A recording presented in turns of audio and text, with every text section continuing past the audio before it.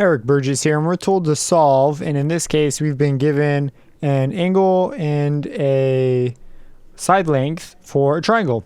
So let's go ahead and just draw ourselves a quick triangle.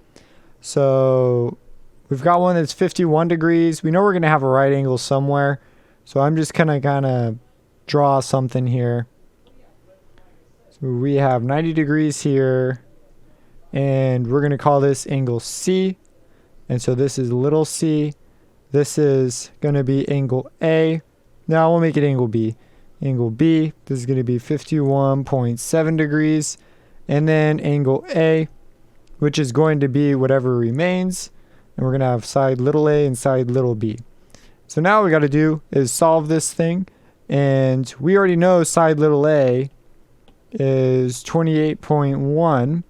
So knowing this, we can pretty easily figure out the rest. Now we're going to need a calculator for some of this.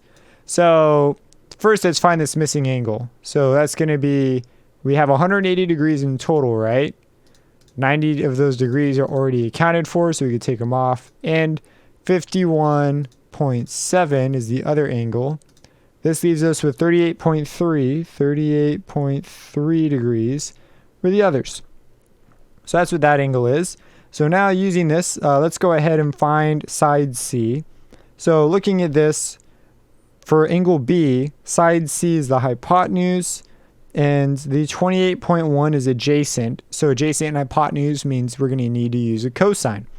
So we're going to use cosine of 51.7 degrees is equal to adjacent 28.1 over C. Solving for C, we would swap the places of the cosine and C, and we're going to get this, cosine of 51.7 degrees.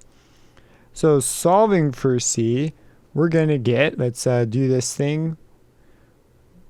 We're going to type ourselves a fraction, 28.1, cosine of 51.7. Make sure you're in degree mode. I already know I am. And we get a side length of 45.3. How many decimals do we have? We only have one decimal place, so we'll use one decimal place as well. So C is 45.3. 45.3. Now for B, instead of using the Pythagorean theorem, I'm going to use that to check that we got it right. So instead I'm going to use the adjacent and the opposite. So adjacent and opposite uses tangent. And the reason I'm going to do that is because I'd like to use the angle and the side that was given to us to minimize any potential error. So I'm going to go ahead and take tangent of 51.7 degrees. And that's equal to the opposite, B, over the adjacent, 28.1. Which means that 28.1 times tangent of 51.7 degrees is equal to B. So when we do this, we're going to get 28.1 times tangent of 51.7, close parentheses, and we get B is equal to 35.6. Rounding to one decimal place. So B is 35.6. Now we could check it, and we expect that this squared plus this squared equals this squared.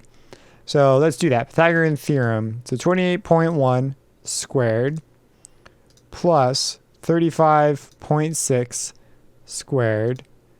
That gives us this number, 2056.97. Now let's check and see if that's the same thing as 45.3 squared. We check it, and we get something that is extremely close. Now it's not dead on, and this can be attributed to a rounding error, but we are extremely close. Close enough to say, yeah, we did this right. We are confident in our answer. We attribute this small amount of error to a rounding error. If you have any questions about this, feel free to drop them in the comments, subscribe, and hit that bell icon for future videos, and we'll catch you in the next problem.